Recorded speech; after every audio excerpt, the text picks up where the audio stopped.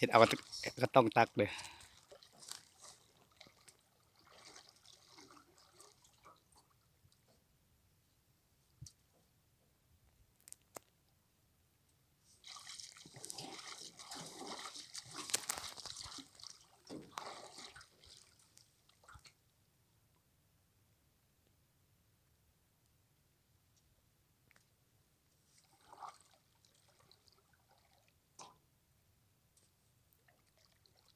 โอ้ยคือจะกินแห้วซำแล้ว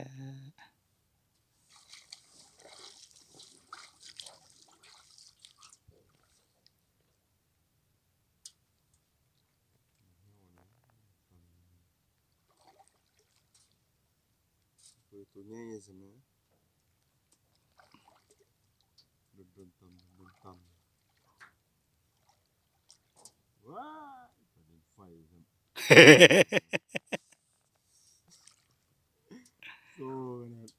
โซ่ขนาดว่า โอ้กินแล้วโอ้คือแบบกดสนุกขาด